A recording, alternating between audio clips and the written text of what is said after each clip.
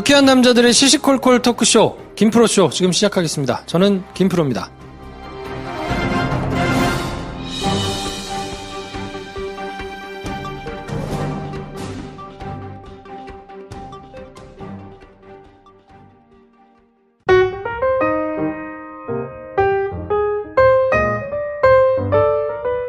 대한적십자사와 김프로쇼가 함께 하고 있는 캠페인 우리 동네 핫산씨, 오늘로 마지막 시간인데요. 저희가 이 시간을 준비한 이유가 굉장히 많은 여러 얘기를 했지만 적십자가 뭐 하는 데냐, 그렇죠. 라는 부분에 대해서 궁금하신 분들이 많으셨어요. 네. 그리고 적십자에 대한 적지 않은 오해 또는 어떤 편견, 충분히 알려지지 않은 것 때문에 생기고 있는 불신 같은 것들이 있더라고요. 막상 캠페인을 해보니까 그걸 알겠더라고요. 네. 그래서 이 부분들을 저희가 좀 여쭤보고 가야 된다. 네. 이대로 넘어갈 순 없다. 그래서 저희를 네. 믿고 김프로쇼가 한다니까 같이 동참해가지고 하겠다라고 하시는 분들도 계셨지만, 적십자 나 잘 모르겠는데 뭐 하는 데인지도 정확히 잘 모르겠고 내가 왜 적십자에다가 굳이 해야 되는지 모르겠다라고 주저주저 하시는 분들도 분명히 계시기 때문에 되게 많으시죠. 네. 쉽게 얘기하면 뭐 지로용지가 맨날 날라오는데 내 주소가 바뀌면 어떻게 계속 아는 거야. 부터 시작해서. 그렇죠. 네. 네. 난민에 대한 이슈를 저희가 다뤘는데, 네. 난민 오케이. 뭐 난민은 내가 어떻게 한번 도와보겠어. 근데 굳이 그걸 꼭 적십자에다가 해야 될 이유는 없잖아. 라고 생각하시는 분들이 혹시 계실까봐 그 부분에 대해서는 자세하게 한번 설명을 좀 드리고, 네. 그 다음에 판단을 하시는 게 맞을 것 같다. 네. 그래서 오늘은 적십자에 대한 날 것 그대로의 여러분들이 궁금하실 법한 천박한 질문들을. 저희 또 뭐 모르면 모르는 대로 질문하니까. 네, 그래서 저희가 아주 날선 질문을 막 드리고, 네. 그거에 대해서 얼마나 잘 대답을 하실지는 모르겠어요. 네. 저희가 뭐 질문지 이런 거 안 드리니까, 알아서 하시는 걸로. 그래서 납득이 되신다면, 저희가 하는 캠페인에 뭐 동참을 해주시면 좋고, 난 얘기를 들어도 도저히 납득을 못 하겠다. 그럼 뭐, 어쩔 수 없지. 어쩔 수 없지. 네. 자, 그래서 오늘, 적십자에서 한 분을 모셔왔는데, 본인 소개를 직접 해주세요. 너무 길어, 직함이. 네. 네, 안녕하십니까. 저는 대한적십자사 대협력실의 모금 마케팅 팀장으로 있는 민준호라고 합니다. 직함이 진짜 기네요. 네, 반갑습니다. 네. 네. 민준호 팀장님 모시고 오늘 뭐 이런저런 얘기를 한번 해볼 텐데, 네. 김 선생님 먼저 동을 띄워주세요. 모금 마케팅 팀의 마케팅을 맡고 계시니까 혀가 현란하신 분이겠거니 생각할 수도 있어요. 그렇지. 네. 네. 반은 맞고 반은 틀린 말이기도 한데 말을 잘해야 모금을 잘할 거 아닙니까? 네. 네. 하지만 그 말 사이에 거짓은 별로 없다. 그 오해는 걷어주셔라. 그래서 저희가 게시판 통해서 지난 3주 동안의 핫산시 캠페인을 쭉 진행하면서 적십자에 대해서 기본적으로 잘 모르겠다. 네. 적십자가 언제 어떻게 시작한 건지 잘 모르겠고 많이 보이긴 하고 어렸을 때부터 보긴 했는데 기본적인 소개가 좀 필요하다. 뭐 하는 의견이 데입니까, 있었습니다. 적십자는? 네. 대한적십자사, 그러니까 한국에선 대한적십자사죠. 근데 이제 적십자를 바라보는 우리 두 PD님이나 아니면 일반 시민 여러분들의 시각과 네. 적십자사의 성격이 사실은 크게 다르지 않습니다. 많은 분들이 적십자사를 봤을 때 우리가 흔히 들어봤던 유니세프나 월드비전이나 이런 아이들을 도와주는 NGO를 떠올리실 수가 있어요. 네. 근데 그런 곳과 비교했을 때 적십자 니들은 도대체 뭐냐. 그리고 아까 말씀해 주신 지로용지. 네. 그게 사실 적십자의 이미지를 많이 좌지우지하는 경우가 있죠. 그렇죠. 근데 적십자사는 이제 크게 대한민국에서 3가지 사업 영역이 있는데 간단하게 소개드리자면 첫 번째로는 흔히 우리가 취약계층이나 도움이 필요한 사람들을 돕는 네. 인도주의 사업 파트가 있고 나머지 하나는 많은 분들이 한 번씩은 해보셨을 거라고 생각하는데 헌혈 쪽이죠. 헌혈. 네. 네. 헌혈 사업본부가 있고요. 영화표 받고 좋아했던 바로 헌혈. 네, 맞습니다. 네, 맞습니다. 네. 이게 왜냐하면 한 번쯤은 해보셨을 것 같은 게 1년에 우리나라에서 헌혈하시면 한 200cc나 400cc 되는 헌혈 팩이 있잖아요. 네. 한번 내가 헌혈을 하게 되면 그 팩 기준으로 대략 한 350만, 380만 유닛 정도가 1년에 모아집니다. 근데 그 380만 유닛을 헌혈하시는 분들이 대략 한 1년에 180만 명 정도 되니까 사실 전체 인구에서 헌혈이 가능한 인구를 생각해 보면 우리 주변에서 그래도 한 10분, 15분 중에 한 분은 헌혈 경험이 있다라고 생각할 수 있죠. 그렇죠. 네, 그 헌혈 파트가 있고 나머지 하나는 이제 전국적으로 많이 없어졌습니다만 적십자가 공공의료를 하고 있어서 적십자 병원이 전국에 6개가 있습니다. 그 서대문에 가면 서대문 적십자 병원이 하나 아직 남아 있죠, 서울에. 그렇죠. 네, 그래서 6개 병원에서 병원 사업, 헌혈 사업, 인도주의 사업 이렇게 3개가 있습니다. 있습니다. 근데 그 많은 분들이 적십자 도대체 뭐 하는 곳이냐라고 오해하시는 부분 중에 하나가, 첫 번째로는 거기 그냥 헌혈해서 그냥 내가 그 헌혈을 하면 그 피 가지고 뭔가 수익을 내는 곳 아니야? 첫 그렇지. 번째. 나한테 공짜로 뭐 네네네. 크래커 하나 주니까. 혈액 장사하는 거 아닙니까? 뭐 이런 거. 그런 이미지. 그다음에 또 두 번째로는 내가 이사를 갔는데도 어떻게 내 주소를 알고 지로용지를 계속 따박따박 보내는 거지? 그렇지. 라는 그 적십자 지로. 마치 전기 고지서처럼. 네, 맞습니다. 안 내면 안 될 것처럼. 네네. 그런데 게다가 지로용지 위에 적힌 이름이 또 우리를 거슬리게 할 때가 있죠. 나는 회원가입을 한 적도 없는데 적십자 회비를 내라는 그런 그렇죠. 고지가 가니까 사실 그런 데서 오는 오해가 좀 있긴 있습니다. 근데 제가 적십자에 대해서 이렇게 뭔가 항변을 한다기보다 이 독특한 사업에 대해서 설명을 드리자면 적십자를 바라보실 때 약간 애매한 곳인데라고 하는 게 크게 다르지 않다라고 제가 처음에 설명드렸던 게 적십자가 활동을 하는 게 평시와 재난시나 전시 이렇게 나뉘게 됩니다. 평시에는 우리가 우리 주변에 볼 수 있는 많은 그 비영리 기구들과 비슷한 일을 하죠. 이제 취약계층이나 도움이 필요한 사람들에게 가서 먹을 것을 주거나 아니면 의식주를 해결해 주거나 이런 일상적인 도움을 주는데 만약에 재난이 나거나 전쟁이 발생했다라고 하면 적십자는 다른 NGO와는 다르게 정부의 이제 협력자로서 역할이 격상되게 됩니다. 그러면 이슈별로 한번 질문을 드려볼게요. 첫 번째, 적십자랑 정부는 무슨 관계입니까? 그러니까 뭐 하는데요? 왠지 정부 소속 기관인 것 같아. 그렇진 않습니다. 그리고 많은 분들이 적십자 직원들 혹시 공무원 아니야? 이렇게 생각하시는 경우가 있는데 그렇진 않고요. 그냥 기타 공공기관이라고 해서 공공기관의 한 형태인데 정부와의 관계는 이렇습니다. 정부의 인도주의 사업의 보조자 역할이라고 보시면 됩니다. 말이 되게 그럴싸하고 뭐 거창한데요. 사실은 뭐냐면 평시에는 아까 말씀드렸던 대로 이렇게 시민들의 생명을 구호하는 일을 하다가 재난이나 전쟁이 발생하게 되면 적십자가 그 우리 국민들을 대피시키거나 구호 활동을 하는 데 있어서 특별한 사명을 부여받게 됩니다. 그래서 한 예로는 혹시 군대 다닐 때 다 경험하셨고 일상적으로 지금 들어보셨던 을지훈련 같은 게 있잖아요. 을지훈련 같은 걸 하게 되면 다른 NGO는 그런 걸 하지 않겠지만 적십자는 훈련을 같이 합니다. 아, 같이 해요? 네. 그러니까 예를 들어서 전쟁이 발생을 해서 이렇게 적이 어디까지 뭐 침투를 했다. 그래서 만약에 우리 국민들이 어디까지 대피를 한다라는 상황을 가정해서 훈련을 하면서 그때 국민들이 몇십만 명이 어디로 소산되고 대피했을 때 적십자사가 구호물자를 어떻게 조달할 것이냐. 만약에 전쟁이 발생해서 우리 병사들을 이제 수혈하기 위한 피가 필요할 때 그 피를 어떻게 공급할 것이냐. 이런 그 전쟁 시의 역할을 부여받기 때문에 일반 시민들께서 잘 모르시는 적십자의 특수한 역할이 좀 있다고 또 말씀드릴 수 있어요. 그러면 말씀을 듣고 하나 더 받아볼게요. 적십자가 나라에서 돈을 받는 게 있습니까? 그렇진 않습니다. 일부 받는 부분이 있는데요. 아까 말씀드렸던 대로 헌혈과 관련해서는 저희가 정부로부터 그 헌혈에 필요한 사업을 적십자사가 사실상 대부분 국가 사업을 위탁받은 것입니다. 그래서 그 사업을 진행함에 있어서 필요한 장비라던가 시설을 보완하는 데 있어서는 정부 보조를 받는데 다른 NGO와 같은 인도주의 사업을 하는 인도주의 사업 파트에서 정부 보조라고 할 수 있는 액수는 거의 없다고 볼 수 있습니다. 오히려 다른 NGO들이 복지관이라던가 그 사회복지 시설을 운영하면서 운영금을 정부 운영금으로 위탁받아서 사용하는 경우가 더 많이 있고 적십자사는 일부 있긴 하지만 거의 있다고 표현하기 어려울 정도로 정부 보조금은 없다고 할 수 있습니다. 그럼 적십자에서의 예산의 대부분은 시민들의 회비 그리고 기부금. 네, 그렇습니다. 적십자 회비나 그 기부금으로 충당이 됩니다.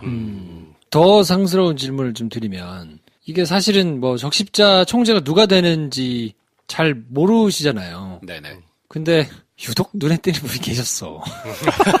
지난번에. 한 분 계셨죠. 네. 네. 그래서 이거 뭔가 낙하산으로 가셔가지고 정치적인 뭐 이런 활동을 좀 하고 뭐 이런 거 아니야? 라고 부정적인 생각을 가지신 분들도 분명히 계실 거거든요. 네네. 그 부분은 어떻게 되는 건가요? 이 부분은 어떻게 보면 대한적십자사뿐만 아니라 대부분의 적십자사가 가지고 있는 숙명 같은 것인데 혹시 들어보셨는지 모르겠어요. 좀 약간 복잡한 얘기를 드리자면 우리가 옛날 세계사 시간에 배웠던 제네바 협약이라는 그 국제 협약이 있습니다. 전쟁 시에 포로를 어떻게 치료하고 교환하고 이런 그 다양한 내용을 규정하고 있는 법률인데 대부분의 국가의 적십자사가 설립이 될 때 국제 적십자가 해당 정부와 제네바 협약에 근거해서 협약을 맺고 들어가요. 그래서 그 나라 정부는 그 나라 안에서 적십자사가 법적으로 제도적으로 재정적으로 활동할 수 있는 지원을 하도록 되어 있습니다. 그러다 보니까 우리나라에서 대한적십자사의 명예총재는 대한민국의 대통령입니다. 그리고 아시아권에 있는 대부분의 국가들 중에 예를 들어서 아직까지 국왕이 있는 나라들은 뭐 일본이라던가 태국이라던가 이런 나라들은 국왕이 그 나라 적십자사의 명예총재를 맡거나 국왕의 아들이나 딸이 맡고 있습니다. 그런데 이 명예총재들이 사실상 상근해서 일을 할 수가 없잖아요. 그러니까 이 명예총재가 대신해서 나를 대신해서 일할 적십자사 총재를 지명한다라는 구조로 되어 있어서 왕정 국가는 사실 아직까지도 왕이 대부분 적십자사 총재를 임명하고 우리나라는 대통령이 지명하는 수많은 자리 중에 하나로 대한적십자사 총재가 그런 식으로 돼 있습니다. 그래서 그러면 지금도 대한적십자사 명예총재는 문재인 대통령. 네, 그렇습니다. 네네. 낙하산은 맞군요. 네, 뭐 그렇습니다. 그런 의미에서 낙하산은 맞습니다. 네, 낙하산이 이제 이쪽에서 내려오냐 저쪽에서 내려오냐의 차이인데 그래서 지금은 이제 새로운 대통령께서 취임하시고 나서 그 대한적십자사도 지금 박경서 총재님이 새로 취임하셨고요. 이번에 취임하신 총재님은 그 우리나라 최초의 인권대사를 지내셨던 분이고. 인권 활동을 오래 하신 분이에요. 네네, 맞습니다. 근데 이제 중요한 건 그거잖아요. 그렇게 이제 낙하산으로 뭐, 빨간 낙하산, 파란 낙하산 이렇게 막 내려온단 말이에요. 네네. 안착을 했어. 네. 근데 그 오신 분이 네. 마음대로 막 이렇게 해가지고 꼭 절로 갔다가 내려오셔가지고 또 저쪽으로 가! 그러면 쫙 절로 갔다가 그렇게 되느냐 안 되느냐가 사실 더 중요할 것 같은데. 왜냐하면 지난 몇 년을 봤을 때 가장 큰 트라우마가 그런 거잖아요. 네. 우리 국민들 마음속에. 네네. 사사로이 조직을 막 갖다 썼던 것들. 혹시 적십자사도 그런 거 아니냐. 네네. 라는 그런 오해가 오해가 있을 수 있을 있죠. 것 같아요. 네. 지난 뭐 1, 2년 동안 우리 대한민국 전체가 긴 터널을 통과했죠. 근데 사실 우리가 그 시간을 바라보면서 가장 안타까워했던 것은 사람은 바뀔 수 있지만 오랫동안 이 시스템을 유지하는 공무원들이 있고 이 시스템을 지탱하고 있는 사람들이 있는데도 어떻게 이런 일이 있을 수 있었을까라는 부분이잖아요. 근데 그런 관점에서 보면 어떤 사람이 지명되는 자리가 있는 곳이라면 영향이 아예 없을 수는 없겠죠. 이제 대한민국이라는 국가 전체도 그랬는데.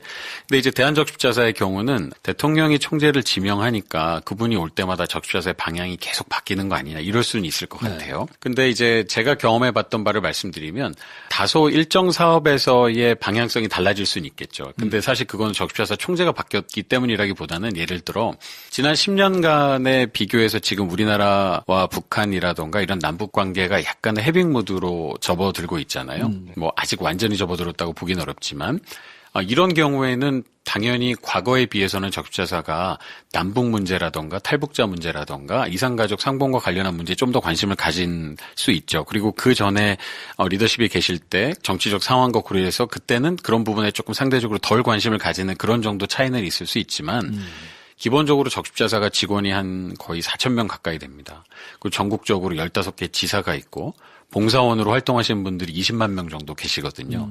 근데 사실 그분들이 하는 일은 일상적으로 도움이 필요한 사람들을 찾아다니면서 그 사람들 눈물 닦아주고 도와주는 일인데 그 일을 함에 있어서 리더십이 바뀌었다고 해서 이쪽 사람은 도와줬다가 저쪽 사람은 안 도와주고 그런 일은 사실 있기가 어렵습니다. 그래서 실제로는 리더십이 바뀌어서 일정 부분 저희 조직도 영향을 받지만 그렇다고 해서 그게 야 이번에 이쪽에서 왔으니까 적십자사가 완전히 적십자사 회비 퍼다가 어디다 갖다 주는 거 아니냐. 예를 들어 지금 같은 경우는 저희가 가끔 그런 항의 전화를 받아요. 이를테면 이렇게 리더십이 바뀌고 정치적 환경이 바뀌고 하면 내가 적십자비 내면 전부 북쪽에 갖다 주는 거 아니냐. 뭐 그런 식의 오해를 하실 수가 있거든요. 네. 근데 실제로는 그렇지 않습니다. 적십자사도 국가처럼 이렇게 사업을 운영하는 예산과 계획이 확정이 돼 있거든요. 예를 들어 전체 예산 중에 50%가 넘는 건 대부분 취약계층, 그다음에 20, 30%에 해당하는 거는 재난이 발생했을 때, 그다음에 뭐 나머지 10%는 국제재난 때 지원한다던가 그런 그 계획에 의해서 가기 때문에 그런 부분은 조금 걱정하지 않으셔도 될 것 같습니다. 네. 적십자의 예산을 나라에서 국정감사 때 보지 않나요?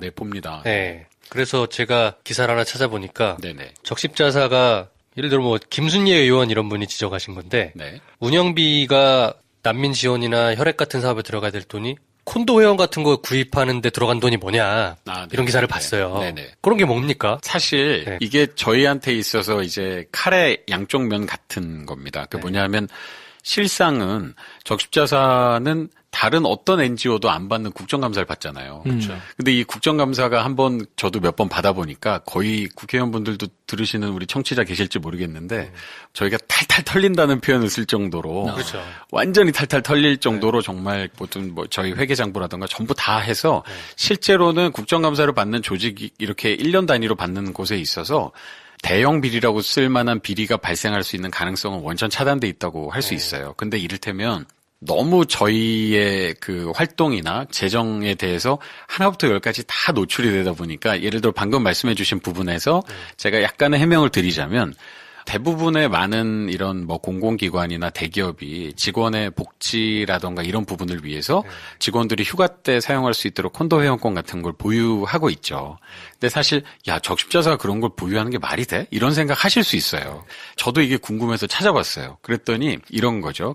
혹시 들으시는 의원님들 계시면 오해하지 않아 주시면 좋겠습니다. 이를테면 수년 전에 국정감사를 받을 때는 이런 지적을 받았던 거예요. 아니 적십자사가 왜 직원 복지에 이렇게 투자를 하지 않고 있느냐. 너무 아무것도 안 한다. 다른 회사들, 다른 공공기관 보면 직원들 이런 휴가 때 갈 수 있도록 콘도 회원권도 뭐 가지고 있고 한데 뭐 이런 것 좀 하나씩 사면 안 되냐. 게다가 또 그때 마침 저희가 가지고 있는 콘도 회원권이 또 이렇게 여러 콘도 중에 대중들이 흔히 많이 알고 자주 가는 그런 것이 아니었던 거예요. 그래서 이제 수년 전에 콘도 회원권이라는 게 가치나 이런 게 떨어지게 되면 회원권 가격도 같이 떨어진대요. 근데 그때 이렇게 저희가 좀 굉장히 싼 가격에 산 거죠. 싼 가격에 샀는데 막상 사놨더니 위치라던가 아니면 쉽게 시설이나. 직원들 그렇죠. 그런 부분이 많이 좋지 않았던 것 같아요. 그래서 직원들이 이렇게 활용을 많이 못했던 모양이에요. 그래서 이번 국정감사 몇 년이 흐른 뒤에는 아니 이거 왜 이용을 안 하냐? 쓸데없는 거 왜 산 거냐? 그렇죠. 근데 이제 이게 샀던 거는 이미 수년 전에 왜 안 사냐고 해서 또 저희가 샀던 것 같아요. 근데 아마 의원님들은 또 그때 저희에게 그런 뭐 질책을 가하고 이런 지적을 하셔야 되기 때문에 그건 저는 정당하다고 봅니다. 그런데 생각보다는 저희가 돈이 남아가지고 막 적자비 우리 국민들이 내주셨는데 막 낭비해가지고 그걸 사는 그런 문제는 아니다라고 이렇게 항변하고 싶습니다. 네, 저도 아직 이용해 본 적 없습니다. 네네. 네. 그러니까 적십자가 타겟이 되기 쉬운 기관인 것 같아요. 네, 맞습니다. 네. 소위 말하는 이슈 메이킹을 하기가 좋은 기관이라서 국회의원실에서 국정감사를 할 때 잘 때리는 것 같다는 느낌은 있습니다만 그 일반인들이 받아볼 때는 그 뉴스만 보면 야, 저희 적십자 뭐 나라 돈이랑 이게 회비 받아가지고 대충 쓰는 것 같다 이런 오해가 분명히 있습니다. 충분히 그러실 수 있다고 생각합니다. 인상평으로 하자면 유니세프나 월드비전 정도는 자주 노출이 되기도 하고 또 되게 직관적이잖아요. 어린아이들 뭐 10,000원짜리 한 장 주면 뭐 생활이 달라지고 뭐 이게 받아들이기가 좀 쉽고 새끈한 느낌이 있는데 적십자는 왠지 잘 모르겠고 뭘 하는지도 모르겠고 뭐 좀 고리타분한 것 같고 뭐 이런 느낌이 조금 있는데 내부적으로는 저런 거잖아. NGO나 구호단체계 약간 공무원 같은 느낌인 그렇지. 거예요. 그런 느낌이 있습니다.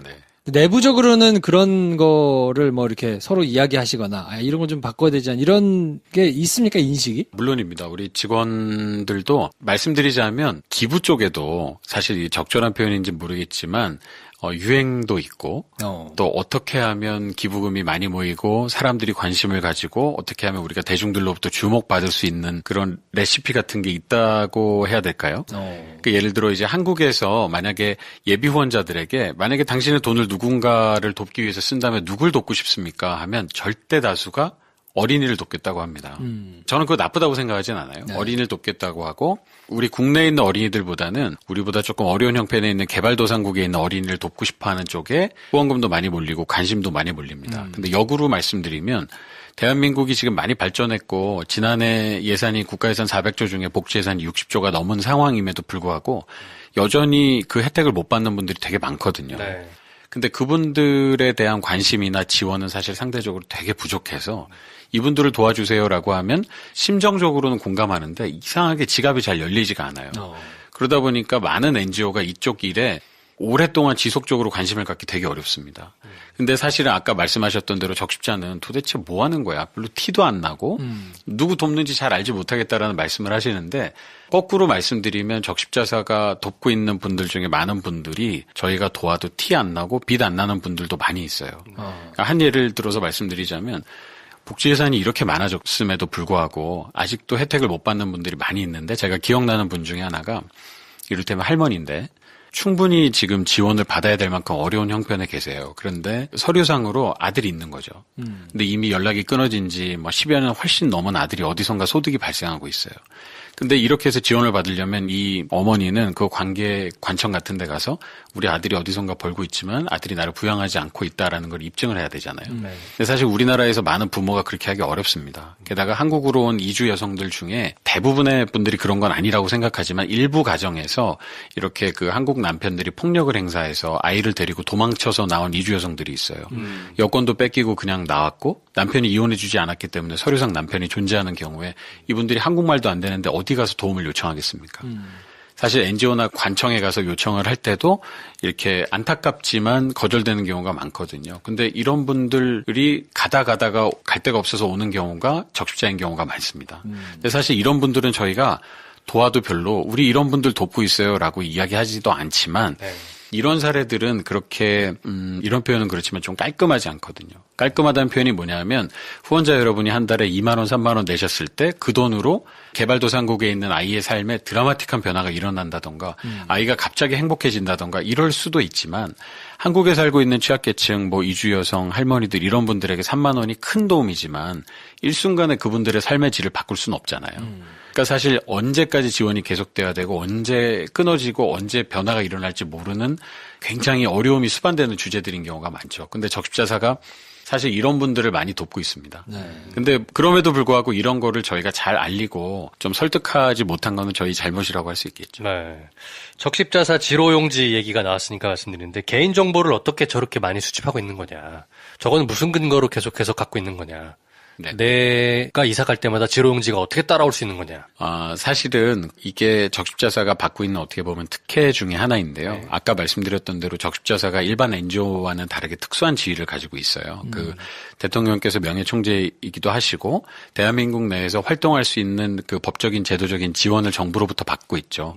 그러다 보니 그 적십자 회비를 25세 이상의 세대주에게 요청할 수 있도록 저희가 정부로부터 지원을 받고 있습니다. 그래서 적십자사 조직법이라던가 이런 여러 가지 그 뭐 세금과 관련한 법률에 의해서 저희가 지원을 받고 있죠. 그래서 이사를 가셔도 25세 이상의 세대주인 경우에는 적십자 회비를 내주십시오라는 고지서를 받게 되시는 거고요. 근데 그 한 가지 확실히 말씀드릴 수 있는 것은 개인정보 보호와 관련한 법이 너무너무 강화됐잖아요. 그렇죠. 그래서 아마 많은 분들이 생각하실 때 그러면 정부가 적십자 회비를 거둘 수 있도록 정보를 우리한테 넘겨준 다음에 적십자가 계속 갖고 있는 거 아니야? 이렇게 생각하실 수 있는데 적십자 지로용지를 인쇄를 할 때 저희가 관리 감독을 받는 관청 같은 데서 사람들이 다 나와요. 그래가지고 보고 거기서 정보가 한꺼번에 그 지로 인쇄로 넘어가서 그게 일괄적으로 인쇄된 다음에는 저희가 받은 정보는 저희 쪽에서 없어집니다. 폐기되는군요. 네, 맞습니다. 그래서 사실은 저희도 하고 싶은 게 적십자 회비를 다 보내드린 다음에 그 주소로 감사 편지도 또 보내드리고 싶은데 하고 나면 그게 없어지는 거예요, 사실은. 네네네. 이런 오해도 있었어요. 네. 적십자사 가면 주민등록증 뗄 수 있다더라, 뭐 이런. 그렇진 않습니다. 농담입니다. 네네. 국가와의 어떤 그 기가 관계 때문에 네. 그런 건데 우리나라가 어떻게 이렇게 긴 세월 동안 적십자가 일종의 국가기관 비스무리한 역할을 할 수 있었던 역사적 배경 같은 게 좀 있지 않을까요? 네. 올해로 대한적십자사가 113년이나 됐어요. 네. 되게 오래됐죠. 대한민국 건국보다 길어요. 네, 그렇죠. 네. 사실은 보면 우리나라에서 오래된 기관이나 회사들 중에 100년 넘은 데가 손가락에 꼽을 정도거든요. 거의 없죠. 네, 그런 점에서 보면 굉장히 오래됐죠. 그러면 113년 전이라면 1905년인데 그럼 1905년이면 그때가 구한말입니다. 대한제국 시절이잖아요. 맞습니다. 네네. 그래서 그 시절이면 아마 떠올리시는 분도 계실 텐데 대한적십자사라는 이름을 지은 사람이 고종황제입니다. 이거 너무 좋은데요? 멀리 가는데. 네. 심용환 선생 모셔야 될 것 같아요. 그때 총재였어요? 그래서 그때 대한적십자사 총재는 고종황제의 아들인 이강 왕세자가 있습니다. 네. 그런데 대한적십자사가 1905년에 처음 출발할 때 뭘로 출발했는지 혹시 아세요? 모르죠. 병원으로 했습니다. 구한말에 이제 근대 병원을 생각하면 광해원을 많이 떠올리시죠? 그렇죠. 그 광해원이 제중원이라는 이름으로 바뀌었죠. 근데 그 이후에 1905년에 고종황제가 적십자 병원을 세우게 됩니다. 적십자 병원을 세우게 된 이유는 그 당시에 이렇게 종두법을 보급하는 것도 필요했고 가만히 보니까 지금 그 당시에 우리나라 서민들 백성들이 너무나 의료 혜택을 못 받는 걸 가슴 아파한 거죠. 그래서 이제 대한적십자사 병원을 세웠는데 그냥 짧게 말씀드리면 이 대한적십자사 병원이 1907년에 광재원이라는 병원과 대한적십자사 병원이 통합이 되면서 1907년에 이게 대한병원이 되게 됩니다. 대한의원이 되게 된 거죠. 그 대한의원은 아시는 대로 지금 서울대학교 병원의 전신입니다. 네, 그러니까 사실은 그 적십자사가 근대 역사하고도 관련이 많이 있는 거죠. 뗄래 뗄 수 없는 관계긴 하네요. 네네. 그리고 또 한 가지 혹시 제가 좀 흥미로운 퀴즈랄까요? 하나를 드리자면 적십자사가 우리나라 근대 역사하고 굉장히 관련이 많은데 혹시 두 분은 예전에 학교 다닐 때 만국평화회의 그다음에 헤이그 열사, 이준 열사 이렇게 들어보셨나요? 항상 잊혀지는 분이 이상설. 아, 맞습니다. 이상설 두 분이 갔는데. 이준, 이상설, 허버트 한 분 더 계셨죠. 네. 네. 야, 언제적 얘기야. 네, 맞습니다. 근데 그 만국평화회의하고 그 헤이그 열사들이 적십자사하고 관련이 있는 건 알고 계시는가요? 그래요? 근데 혹시 그 회의가 저는 옛날에 되게 궁금했어요. 왜 회의 이름이 만국평화회의일까? 사실 좀 그렇지 않습니까? 회의가 무슨 뭐 국제무역회의나 뭐 국제 뭐 군사회의나 이런 게 아니라 왜 만국평화회의일까? 근데 제가 적십자 들어와서 이거를 찾다가 저도 깜짝 놀랐는데요. 만국평화회의의 정식 명칭이 International Peace Conference and Red Cross Meeting이더라고요. 국제 적십자회의인 거죠. 적십자회였어요? 네네, 적십자회의인데 그러면 왜 적십자회의에 그렇게 길을 쓰고 우리나라의 대신들을 보내려고 했을까? 그리고 그때 고종황제가 그때 이준, 이상설, 허버트를 보내면서 우리나라가 독립국인 걸 만천하에 알리고 오라 그랬잖아요. 도대체 무슨 회의길래 거기에 가서 우리가 독립국이라고 선언하면 될까? 유행 같은 건가? 막 그런 생각했죠. 그죠. 네. 근데 국제 적십자 운동의 몇 가지 원칙 중에 하나가 이제 독립 단일 이런 게 있어요. 뭐냐면 독립된 국가만 적십자사를 그 나라에 딱 하나만 가질 수가 있습니다. 속국은 가입할 수 없는 거예요? 네네, 맞습니다. 그래서 예를 들어 지금 아시아에서 가장 활발하게 활동하는 적십자 중에 하나가 홍콩 적십자사하고 마카오 적십자사인데요. 10년 전에 이 홍콩 적십자사가 이름이 바뀌어버렸어요. 중국 홍콩으로 그렇죠. 그 영문 명칭은 아직도 홍콩 레드크로스인데 풀네임은 중국 홍십자회의 홍콩 지회입니다. 아, 지회가 됐군요. 네네, 맞습니다. 그래서 사실은 그때 그 만국평화회의 때 우리는 정식 적십자사 회원국으로 초대를 받았어요. 그래서 우리가 적십자사 국제 적십자 회의에 회원국으로 당당하게 들어가게 된 거죠. 그래서 거기에 회원국으로 참여하게 되니까 우리는 독립국인 거죠. 사실 나라가 힘이 없던 때에 어디 한 군데에서라도 독립을 한번 인정받아보고 싶었던 그 마음이 좀 느껴지는 것 같아요. 그런데 그분들이 그때 회의장에 들어가지 못하게 되면서 이준 열사가 거기서 돌아가시게 되죠. 근데 사실 회의장에 못 들어가게 된 거는 초대장이 없어서 못 들어간 게 아니라 그 당시 강대국이었던 러시아하고 일본이 밀약을 맺은 거죠. 그래서 조선이 이 회의장에 들어오지 못하도록 하게 된 거죠. 그래서 사실은 그때 이게 전 세계적으로도 약간 관심사였던 거죠. 왜 회원국인데 회의장에 못 들어오게 하느냐. 그래서 그 당시에 만국평화회의보 제1면에 조선에서 왔던 3명의 대사들의 사진이 실렸죠. 그들은 왜 들어오지 못했나. 그러니까 사실 우리나라 근대사하고도 적십자가 많이 관련이 있습니다. 이건 딴 얘기인데 1910년에 한일 병합이 됐을 때는 36년 동안에는 일본 적십자회 조선 지부 뭐 이런 형태였을까요? 아, 네. 그게 참 안타까운 일인데 그러면서도 또 동시에 희망적인 소식도 있습니다. 그 혹시나 시간이 되시면 그 남산을 올라가시다 보면 남산자락 입구에 적십자사 건물이 있는데 있지요. 거기 주차장 자주 쓰죠. 네네네. 편하게 방문하시면 됩니다. 네, 주차장 전화 주시면 돼요. 근데 그 1층에 보면 적십자사의 113년 역사를 소개하는 역사관이 있는데 거기에 그 말씀하신 대로 우리가 일제 강점기 때 나라만 뺏긴 게 아니라 적십자사도 뺏긴 거죠. 당연히 뺏겼겠죠. 네, 그래서 그 당시에 보면 일본 적십자사의 조선지사라고 돼 있는 자료가 나오는데 그 당시에 우리 독립열사들이 상해에 가서 임시정부를 만들지 않았습니까? 그때 그 우리 독립열사들이 임시정부만 세우고 가져간 게 아니라 적십자사도 같이 가지고 왔습니다. 그래요? 네, 그래서 사실은 일본 적십자사 조선지사로서 이제 우리 영토 안에서도 활동이 있었지만 상해 임시정부로 건너가서 거기서 조선 적십자사가 계속 활동을 했습니다. 그래서 실제로 그 당시에 적십자사 총재들은 대부분 독립운동을 하신 독립열사들이 적십자사 총재를 하셨고 그 당시에 이희경 애국지사가 적십자사 총재를 하셨는데 그때 거뒀던 적십자 회비를 가지고는 뭘 했냐면 우리나라에서 최초로 간호사를 양성하는 코스를 만든 거예요. 근데 왜 간호사를 키웠냐? 광복군이 독립전쟁을 하기 위해서 그 간도에 들어가서 싸울 때 부상병이 발생하잖아요. 그럼 그 부상병을 치유하기 위한 간호사를 양성하기 위한 코스가 그 상해 임시정부 안에 상해에 있는 조선적십자사 안에서 키워지고 있었던 겁니다. 네. 이런 얘기도 들었던 것 같아요. 독립운동에 필요한 독립운동 자금이 적십자 회비의 형태로 모금됐던 적도 있다. 아, 네네, 그렇습니다. 우리 구한말에 그 많은 독립 열사들이 뭐 캘리포니아 오렌지 농장이라던가 멕시코 사탕수수 농장이라던가 가서 이렇게 독립 자금을 걷기도 하고 그랬죠. 근데 예전이나 지금이나 전쟁이나 이런 부분에 소요될 수 있는 펀딩을 하는 게 공개적으로 하는 게 상당히 좀 조심스러운 부분이 있죠. 그렇죠. 그래서 그 당시에 우리 조선 사람들에게 가서 펀딩을 했던 그 돈의 명칭 중에 하나가 이제 조선 적십자 회비였죠.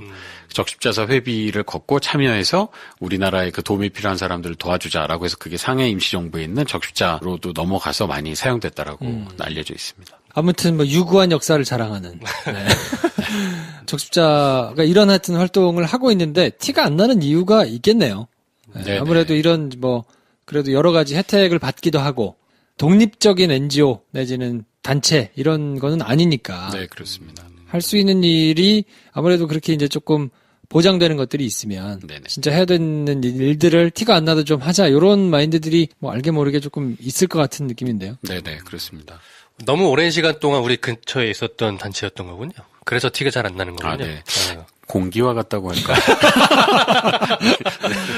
그래서 저희하고 사실 이제 난민과 관련된 이슈를 네네. 캠페인을 하게 됐는데 네. 이것도 사실은 백그라운드가 좀 있잖아요. 이야기가. 네네. 네. 왜냐하면 난민 주제 자체가 네. 그렇게 환영받는 주제가 아니라면서요. 그 아까 말씀하신 대로 뭐 유행이 있다고 말씀하셨는데. 네, 맞습니다. 그 사실 난민 주제를 다루기가 조심스러운 이유는 여러 가지가 있죠. 사실 보시면 뭐 전 세계적으로 가장 강력한 부와 힘을 가지고 있는 국가인 뭐 미국이나 그런 국가들도 사실 난민 주제나 이런 그 이민 정책에 있어서 좀 보수적으로 돌아서고 있잖아요.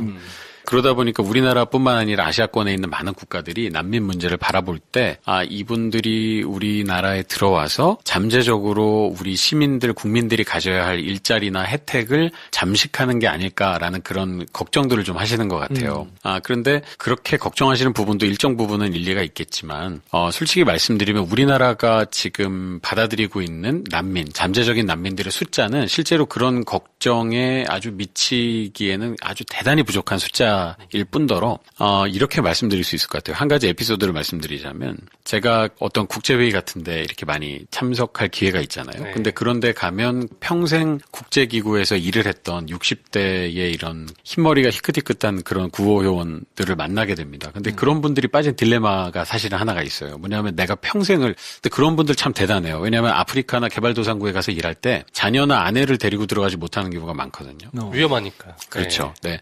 그러다 보니까 평생을 혼자서 일하고 가족과 떨어져서 지내는 경우가 많다 보니 가족들과 관계가 조금 이렇게 소원해진 분들도 많이 있어요. 근데 그분들은 그 대가를 치른 거죠.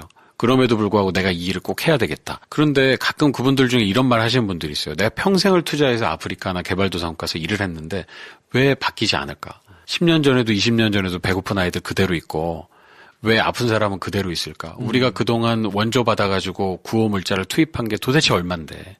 심지어 아프리카 대륙에 들어간 지난 20, 30년 동안의 돈은 사실 아프리카 대륙 전체를 사고도 남을 정도의 예산이 들어갔거든요. 근데 그럼에도 불구하고 여러 가지 이유로 지금 해결되지 않는 가난이라던가 질병의 문제가 있죠.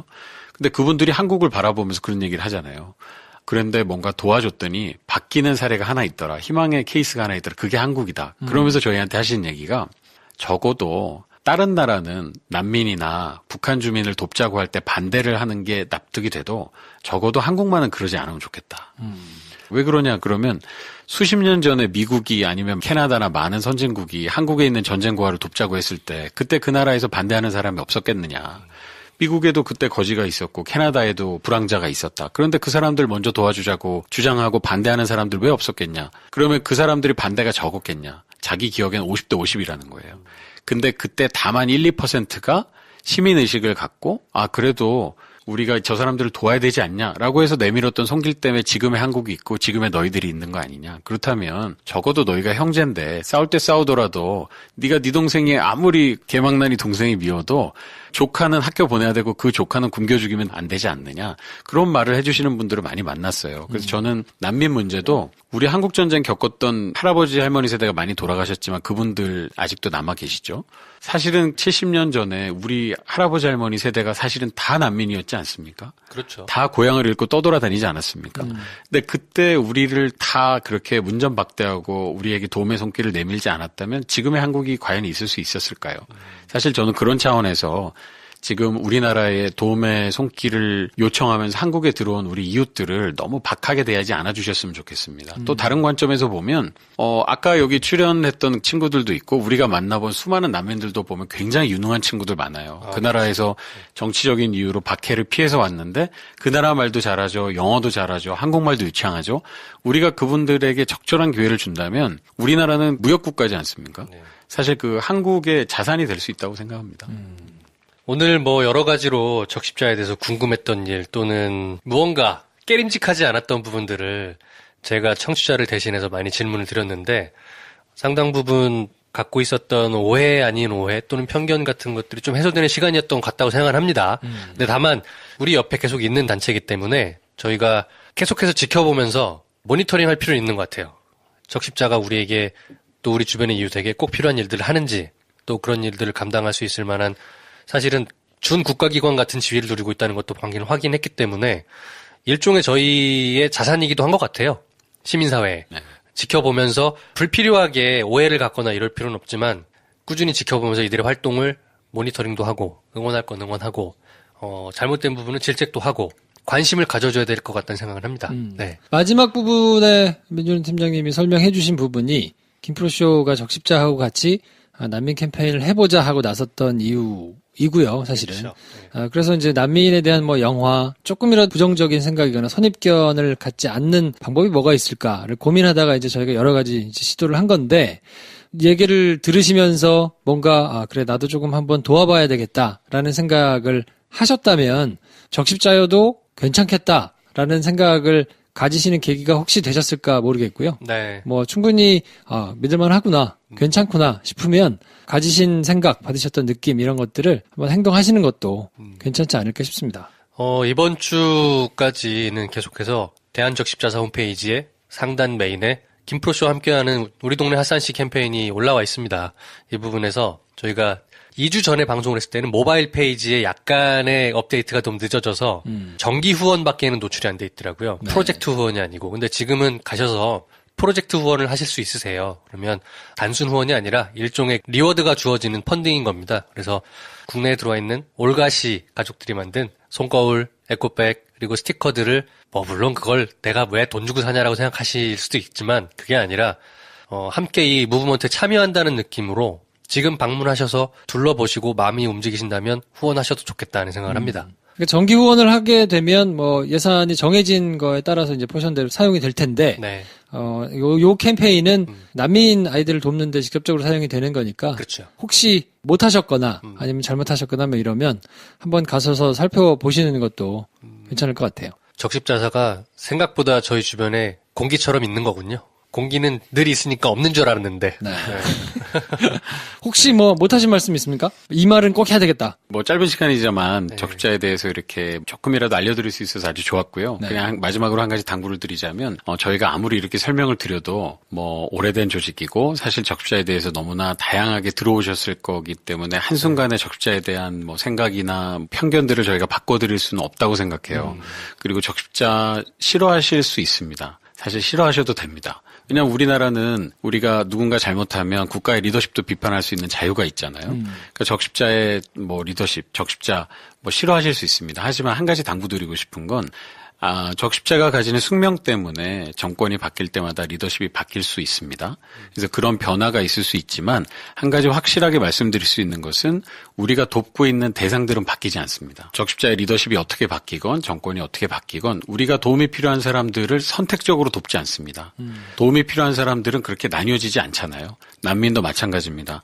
우리가 돕고 있는 사람들은 변함없이 계속 그 자리에 있고 우리의 도움을 필요로 하고 있습니다.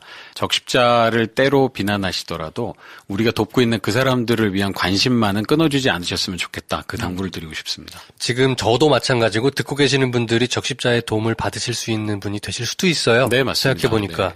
포항에 지진이 났을 때 네네, 맞습니다. 적십자가 굉장히 많은 구호 활동을 했던 걸로 알고 네네, 있고 그렇습니다. 세월호 팽목항에서 가장 늦게까지 도움을 주셨던 부스를 유지했던 것도 적십자였고 네, 맞습니다. 제천 화재, 밀양 화재 현장마다 생각보다 적십자는 우리 곁에 가까이 있고 내가 그 도움의 당사자가 될 수도 있구나 하는 생각을 또 하게 됩니다. 네, 맞습니다. 네. 네.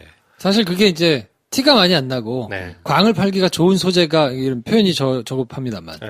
광 팔기 좋은 소재가 아니어서 사람들이 그거를 인지하기가 조금 어려웠을 뿐이지 실질적으로 굉장히 많은 일들을 하고 있으니까 네. 하여튼 뭐 여러 가지로 고민해 보시고 동참하겠다 하는 마음이 기꺼이 드신다면 우리 동네 핫산 씨, 김프로 씨하고 같이 했던 캠페인에 동참해 주시면 좋겠어요. 네. 네. 뭐 이렇게 자꾸 하라는 게 많아가지고 죄송한데 책 나쁜 일 사라, 아니잖아요. 영화 네. 봐라, 뭐 해라. 네. 손해 보는 일 아니니까. 네. 네. 자, 아무튼 긴 시간 동안 적십자에 대해서 이렇게 많은 걸 알려주셔서 감사드리고요. 네. 저희 다음번에 또 뭐 좋은 기회가 있어가지고 뭐 이런 활동을 하게 되면 또 그때 모셔가지고 이런저런 얘기 나누도록 하고 오늘은 팀장님은 이렇게 보내드리고 이후에는 난민 친구들을 직접 저희가 모시고 얘기를 한번 나눠볼 거거든요. 그렇죠. 이거 저희가 그냥 탁상공론처럼 앉아가지고 그냥 뭐 남의 다리 긁는 얘기만 하고 있는 게 아니고 진짜로 난민인 친구들을 모셔가지고 저희가 한번 얘기해보는 시간을 갖도록 하고요. 민 팀장님과는 여기서 이렇게 인사를 하도록 하겠습니다. 감사합니다. 네, 특별한 손님 두 분을 모셨습니다. 아우, 네. 오늘이 제일 특별한 것 같아. 그렇지. 여태까지 뭐 영화 배우, 감독, 뭐 수많은 사람들이 나왔지만 오늘 손님이 가장 특별한 것 같습니다. 네. 네. 한 달 동안 광고를 통해서 목소리를 계속 들으셨던 주인공, 광고의 주인공 미첼 군이 오셨어요. 어서 오세요. 네, 반갑습니다. 시크해. 네. 그리고 미첼의 동생이죠? 네. 조슈아. 조슈아. 네, 반갑습니다. 네, 어서 오세요. 자, 그리고 지난 시간에 오셔서 같이 대화를 해주셨던 박상규 대리님도 오셨어요. 다시 만나뵙게 돼서 반갑습니다. 네. 자, 그래서 두 분을 모시고 저희가 뭐 이런저런 얘기를 나눠볼 텐데 너무 무겁게 가면 안 되기 때문에 그 이전에 약간 누구야 하실 수 있겠던 그렇죠. 분이 계셔서 제가 한번 해볼게요. 미첼, 나 이사가 되는데 너무 힘들어. 바로 그분입니다. 네, 저희 광고를 한 달 동안 들으셨던 분이라면 다 아실 수 있는 바로 그분이죠. 네. 저희가 이제 라디오다 보니까 목소리로만 만나실 수 있어서 어떤 친구들일까 좀 궁금하실 텐데 본인 소개를 나이가 어떻게 되고 뭐 이런 얘기 있잖아요. 본인 소개를 한번 좀 간단하게 해주시면 어떨까요? 미첼부터. 네. 안녕하세요. 저는 미셸입니다. 21살인데요. 우간다에서 왔어요. 지금 고등학교? 네, 이제 고등학교 3학년 들어갔어요.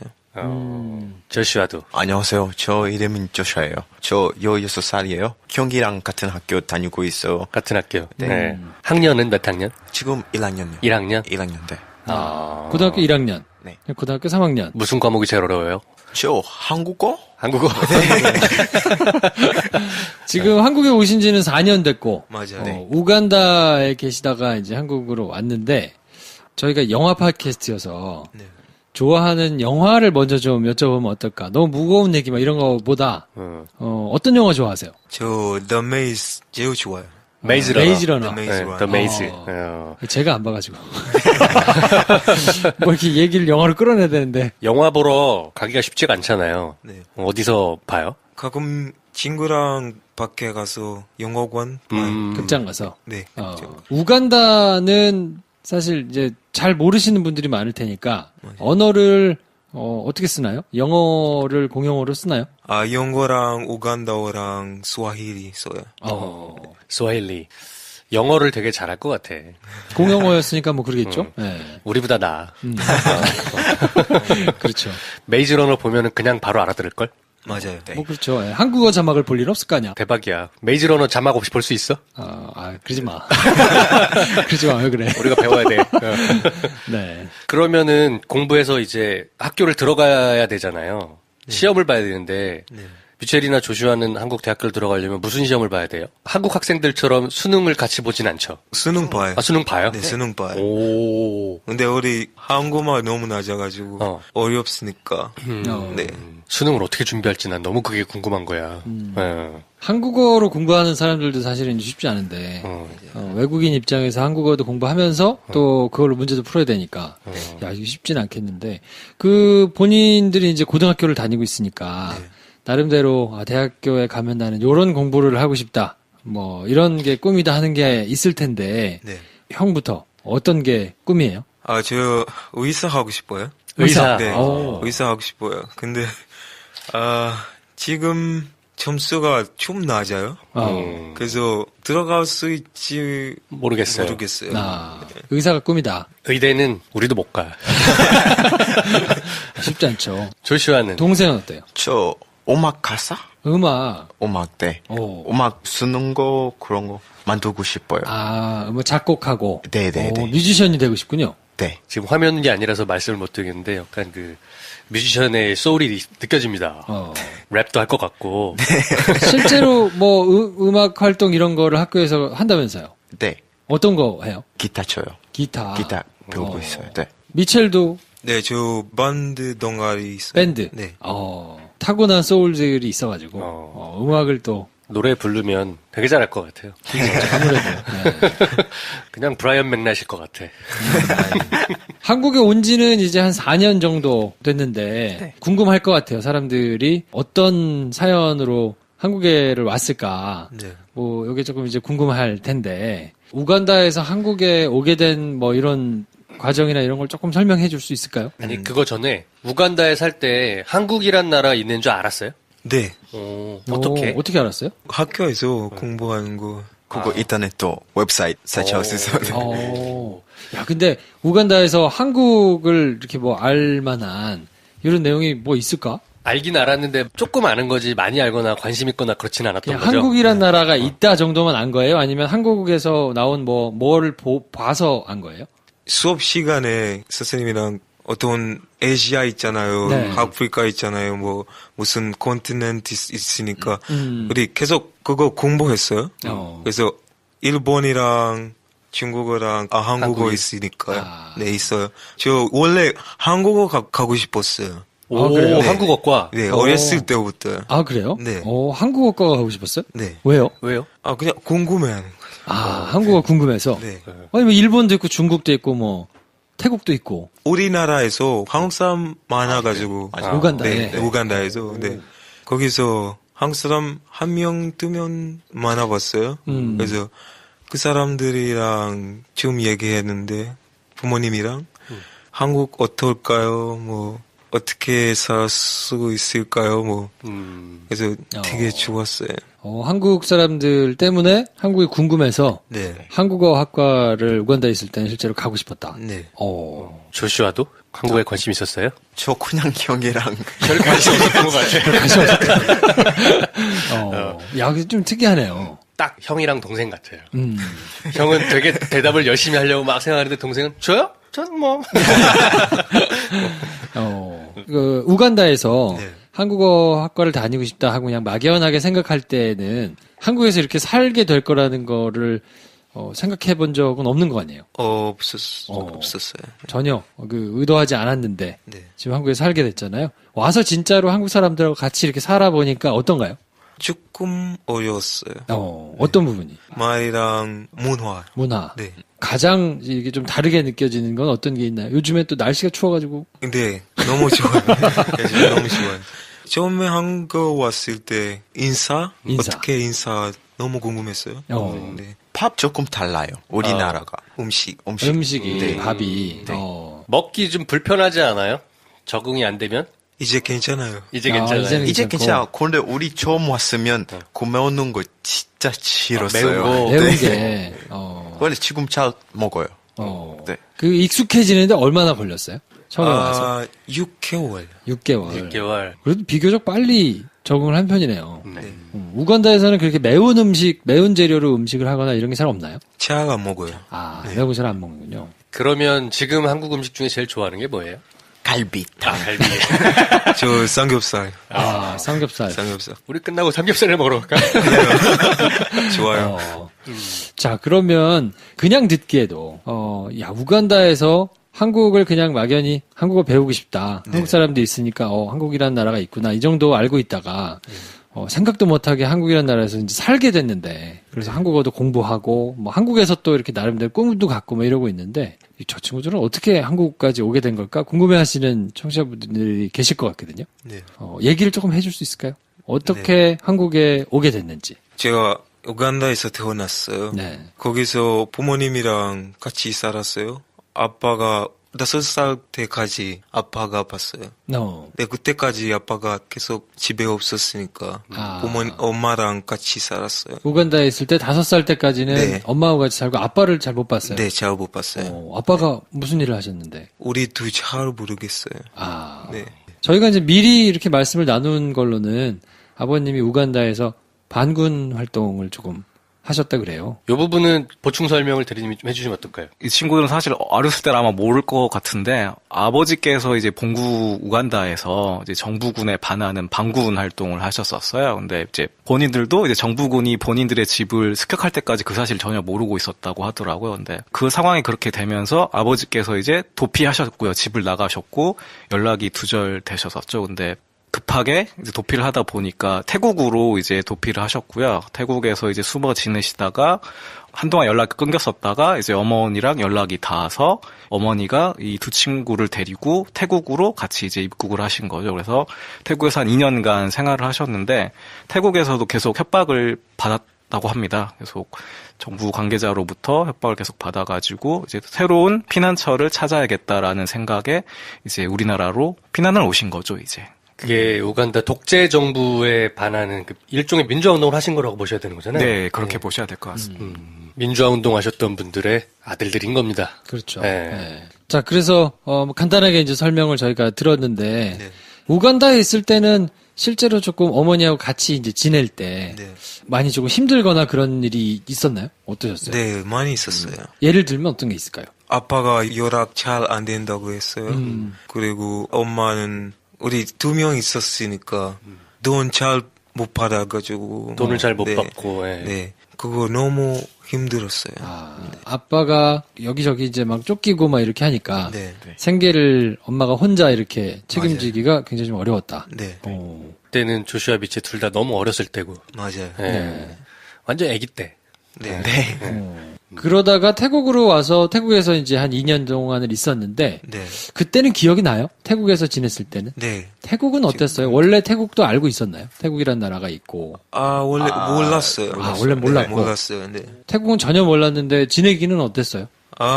조금 어려웠어요. 한국하고 비교하면 어떻게 다른가요? 저기 진짜 더워요. 덥죠, 그치? 그건 더워요. 네.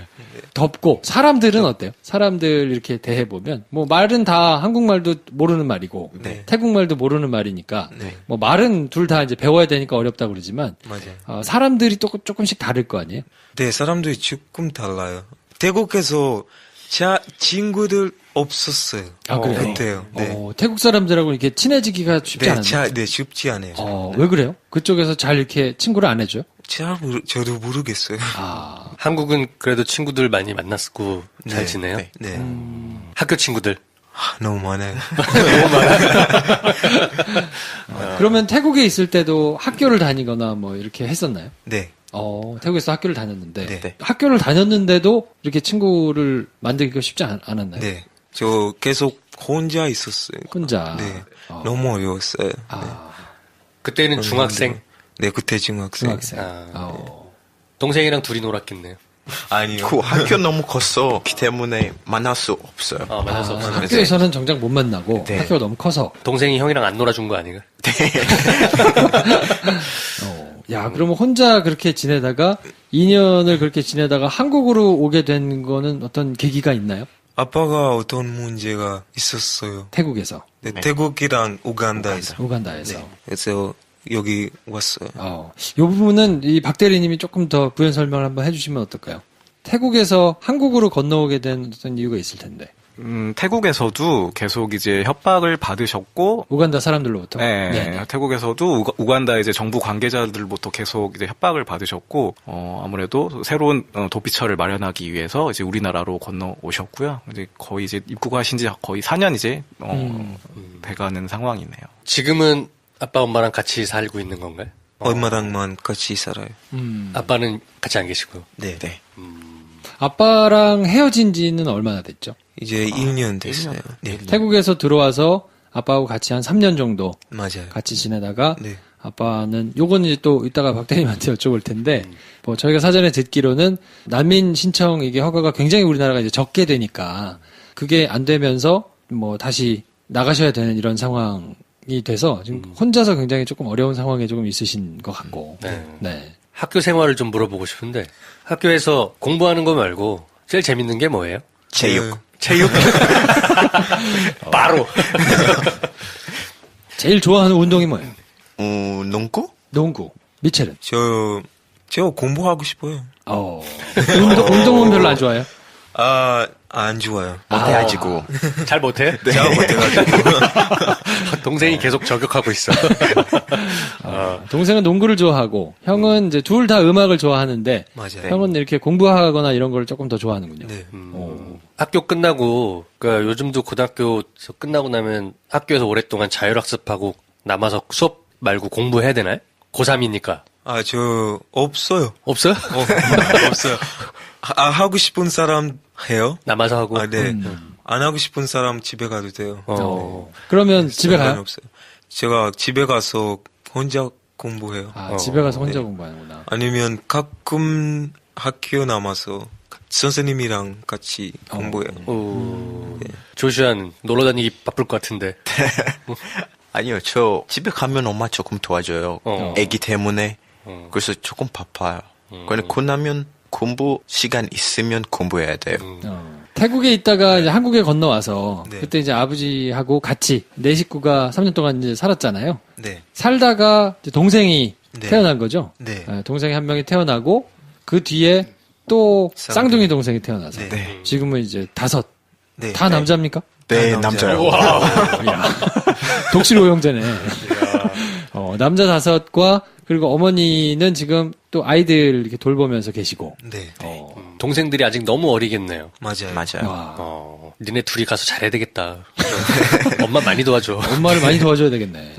네. 혹시 그러면 지금은 아르바이트 같은 거를 못 하고 있다고 들었는데 네. 얼마 전까지만 해도 일을 하기도 했었잖아요. 네. 무슨 일을 했었어요? 저 친구들 있잖아요. 친구. 그 친구랑 같이 영어 얘기했어요. 영어 이야기? 예, 영어 이야기요. 영어 보이스 녹음 같은 게 있나 보죠? 그러면은 그때 읽은 내용들이 뭐 소설이에요? 뭘 읽은 거예요? 그냥 introduction 같은 거. 베이직 영어. 영어 교재였나 보다. 야, 그 영어와 관련된 이제 이런 걸로 공용어가 영어였으니까 네. 영어를 잘하니까 영어 관련된 일들을 조금씩 했고 네. 실제로 본인들이 이 돈을 벌기 위해서 이렇게 활동을 하거나 이러기는 쉽지 않은 모양이네요. 네. 지금 그러면 가족들이 같이 밥도 먹고 애기들 먹을 것도 사야 되는데 네. 누가 돈을 벌어요? 돈은 어떻게 벌어요?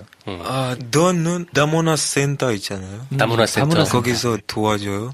조금 도와주고 다른 사람도 조금씩 도와주시고. 네. 그러면 다문화센터나 여러분들이 이제 후원을 해주시는 걸로 네. 적십자도 계속 본인들 얘기하라고. 네. 그래도 쉽지 않겠다. 맞아요. 근데 사실은 영어도 잘하고 할 줄 아는 게 있으니까 일자리가 있으면 충분히 일을 해서 돈을 벌어도 될 텐데. 네. 그죠? 지금은 신청 중인 거죠.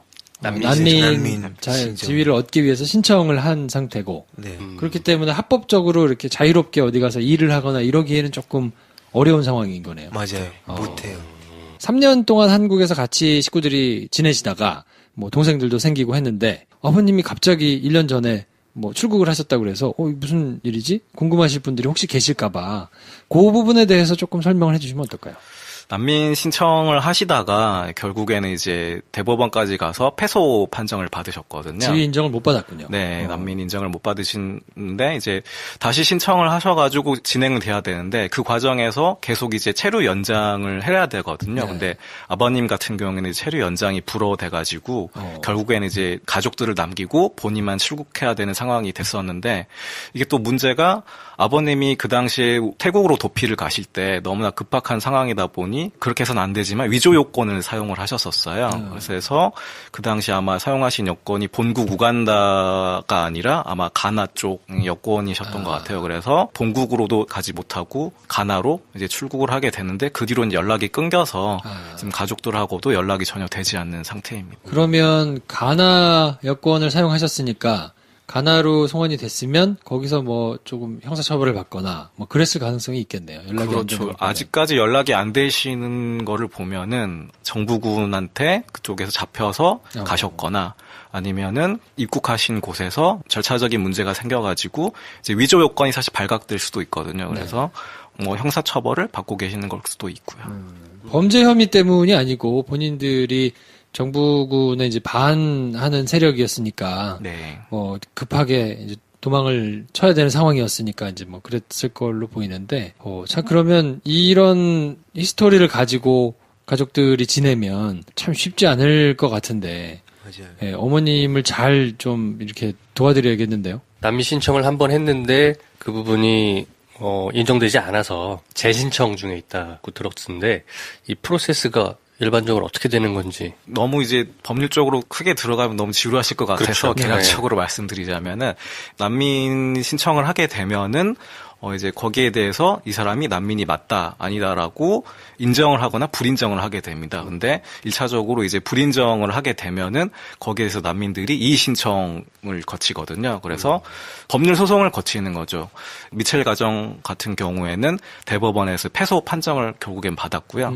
그래서 증거를 다시 우리 가족이 난민이 맞다라는 다시 증거와 서류들을 보완을 해서 다시 재신청을 하게 됩니다. 근데 이 과정에서 생기는 문제가 1차 신청을 지나서 재신청을 하게 되면은 본인들의 외국인 등록증을 회수당하게 됩니다. 그렇게 되면은 사실 정상적인 일자리를 구할 수가 없는 거죠. 아예 외국인 등록증이 없으니까. 그래서 지지난주에 말씀드렸다시피 이제 결국에는 일용직을 전전하면서 하루 벌어서 하루 먹고 사는. 근데 그마저도 일용직도 이제 일이 없는 날에는 쉬게 되니까 살아갈 길이 아주 막막하게 되는 상황인 거죠. 외국인 등록증이 없으니까 완전히 그냥 사각지대에 있는 거라고 누군가의 도움을 받거나 후원을 받지 않으면 자력으로 뭔가를 할 수는 없는 상황에 놓이게 되는 거군요. 그렇죠. 지금 우리나라 상황이 그렇고요. 네. 결국에는 이제 저희 같은 지원 단체나 기타 이제 선량한 시민들의 도움 그리고 종교 단체들의 선의를 받아서 결국에는 이제 그렇게 살아갈 수밖에 없는 거죠. 패소하게 되는 이유가 어떤 이유였을까요? 미첼이랑 조슈아 가족을 예를 들자면 난민으로서의 자격이 충분치 않다 했을 텐데 어떤 이유 때문에 충분치 않다고 본 걸까요? 우리나라 같은 경우에는 사실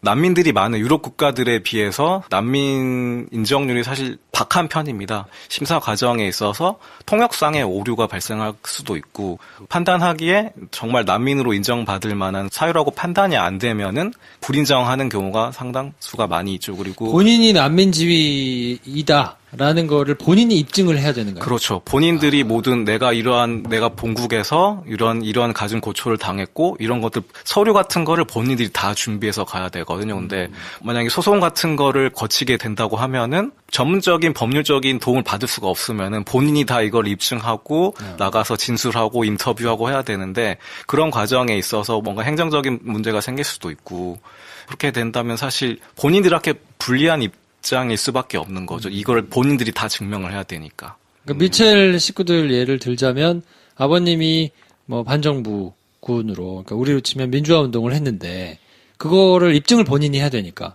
네. 그걸 어떻게 입증할 거지? 그러니까 이제 그거가 생각만 해도 약간 막막하긴 하거든요. 가서 이게 내가 반군이니까 떼주세요. 얘기할 수는 없잖아요. 대부분 제가 만나보신 분들은 이제 협박 편지 같은 걸 많이 받으시거든요.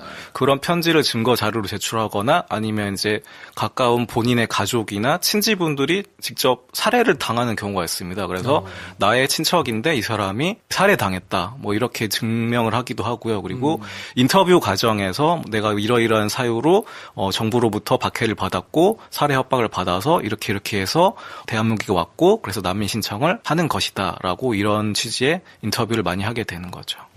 혹시 신청을 할 때 한국인들이 뭔가 이제 서명을 같이 해준다든가 한 1,000명, 2,000명 우리 이 사람들을 지지하고 응원합니다. 뭐 그런 것들이 결과를 만드는데 도움이 되는 요소인가요? 아니면? 전혀 도움이 되지 않습니다. 본인이 처한 상황을 적극적으로 입증을 해야 난민 인정 사유로 인정이 되는 거니까요. 굉장히 멀리서 지금 이렇게 가족들하고 6가족이죠. 어머니까지. 어머니. 6가족이 이렇게 지내는 것도 사실은 쉽지 않을 텐데 거기서 난민지위를 얻으려고 혼자서 어머니하고 같이 둘이 네. 고군분투하는 게 굉장히 힘들겠구나 하는 생각이 좀 드네요. 그러면 재신청해서 심의가 나오는 게 이제 결과는 언제 한번 다시 나오나요? 지금 한번 다시 신청한 거잖아요. 네. 된다 안 된다 결과가 언제 나온대요? 잘 모르겠어요. 잘 몰라요? 네, 그런 잘 기준이 모르겠어요. 없나?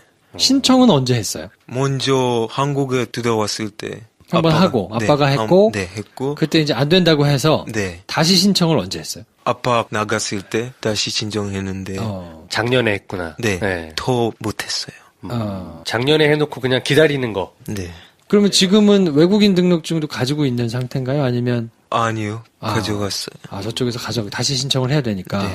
야, 우리가 어떻게 도와드려야 되나? 그러게요. 도와드릴 방법이 없네. 일단 그러면 이런 분들이 생활하고 계시는 분들이 지난번에 설명을 해주셨지만 대략적으로 지금 국내에서 계신 분들이 숫자가 얼마나 되는 거죠? 우리나라가 이제 94년부터 난민 신청을 받기 시작했거든요. 근데 작년 말 기준으로 했을 때 누적 신청자 수가 지금 3만 명을 넘어가고 있습니다. 그리고 그 중에서 이제 난민 인정을 받으신 분은 거의 한 790여 명 정도밖에 안 되거든요. 그러니까 거의 한 3% 정도만 난민 인정을 받으신다고 생각하시면 될 것 같고요. 나머지는 이제 뭐 말씀드렸다시피 인도적 체류 지위를 받으시는 분들 한 1,500여 명 정도.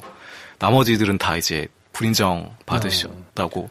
불인정 받으신 분들은 한국에 계시긴 계신가요? 불인정 받으신 분도 있고 아직 심사가 계속 진행 중이신 분도 있고. 있고요. 네. 신분이 모호한 채로 한국에 계신 분들이 1, 2만 명이 한국에 있다. 이렇게 생각해도 맞는 건가요? 네.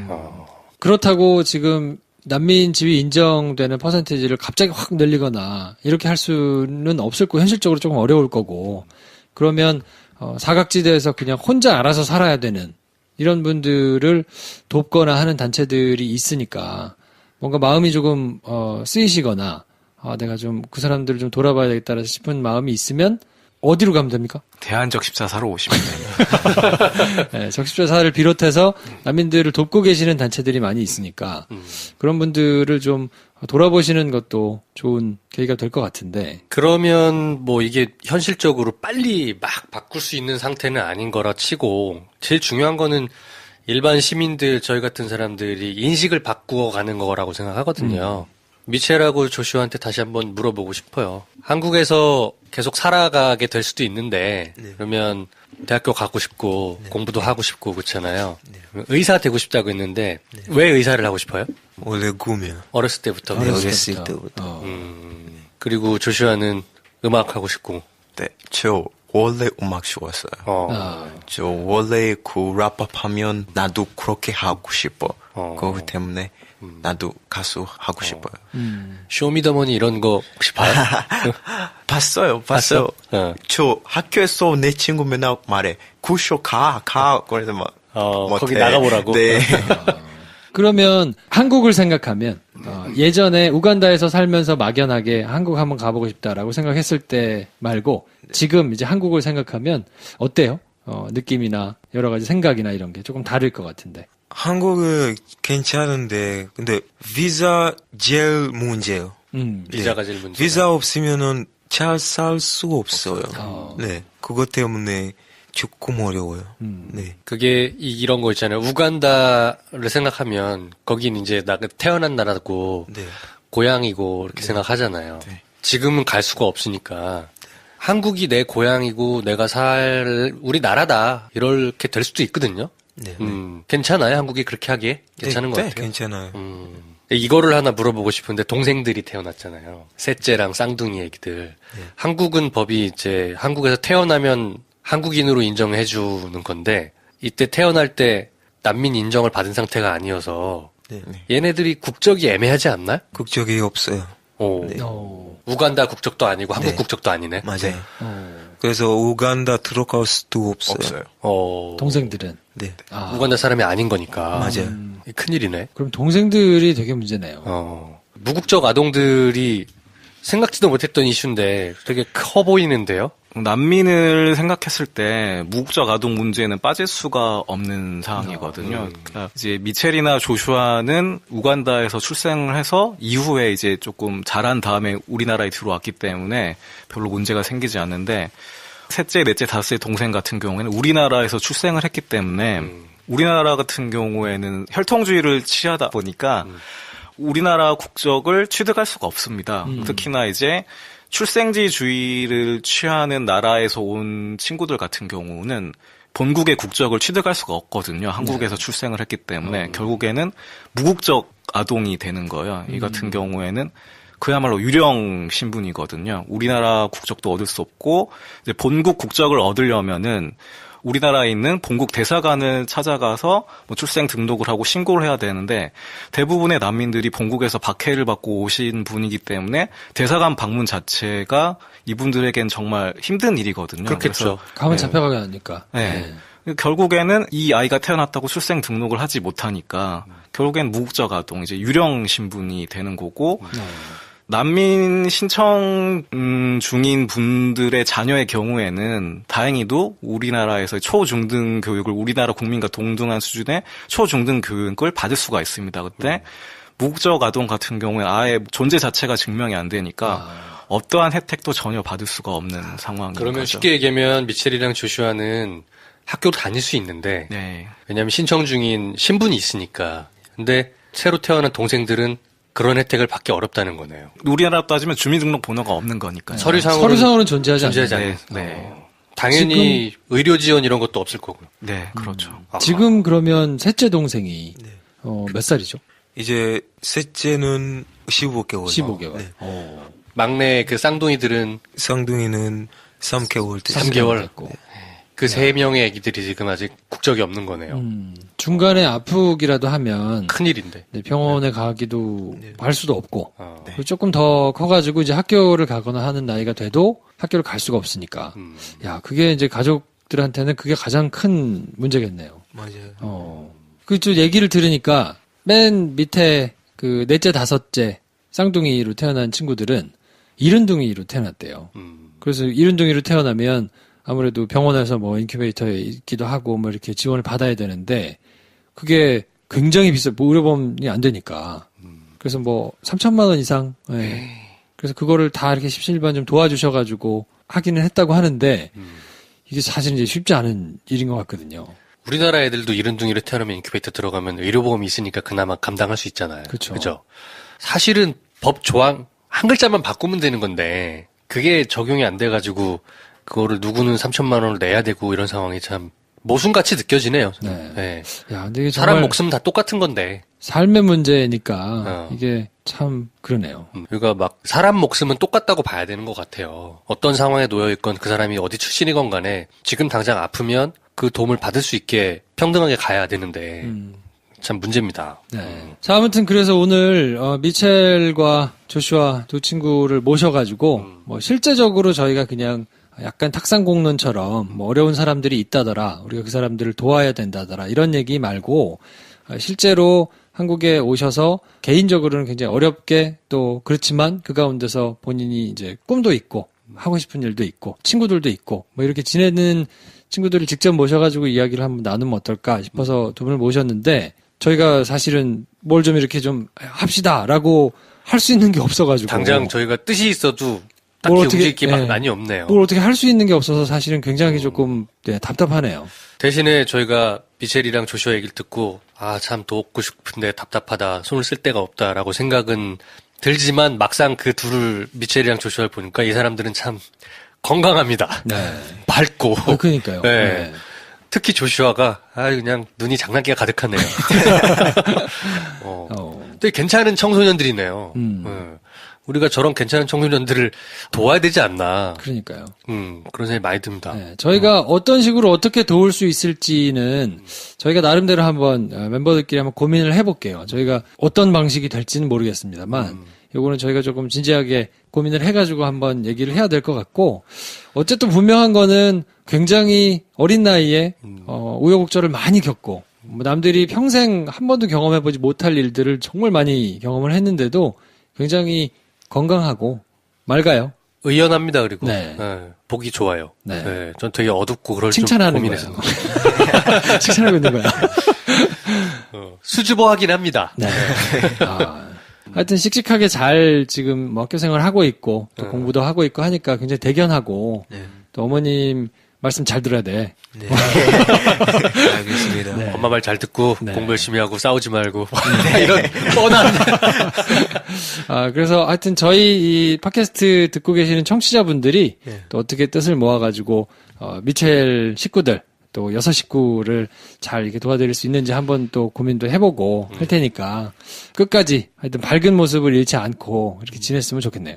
우리가 내년이나 내후년쯤에서 미첼이 공부 잘해서 의사 됐다, 의사로 공부하러 갔다 이런 얘기를 듣고 싶기도 하고 그러니까요. 그러면 너무 흐뭇하고 좋을 것 같아요. 네. 네. 조슈아는 YG에 들어갔대더라.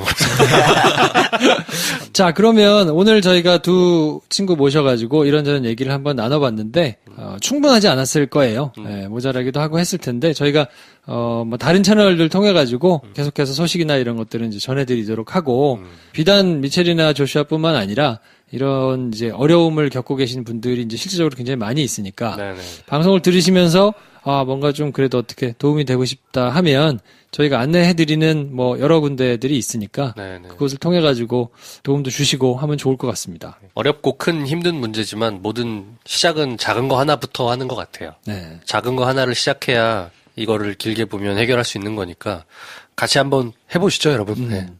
자, 그러면 오늘 듣고 계시는 청취자분들한테 미셸, 조슈아 인사 말씀 한 번씩 듣고 그리고 오늘 순서는 마무리하도록 하겠습니다. 저 너무 감사하는 마음이 있잖아요. 너무 감사하고 도와주는 신분은 있으면 좋겠습니다. 네. 조슈아. 지금 도와주는 사람 있어. 진짜 감사합니다. 그 사람 없으면 우리 진짜 싸울 수 어려워요. 그래서 진짜 감사합니다. 그리고 더 좋은 영어로 해도 돼요.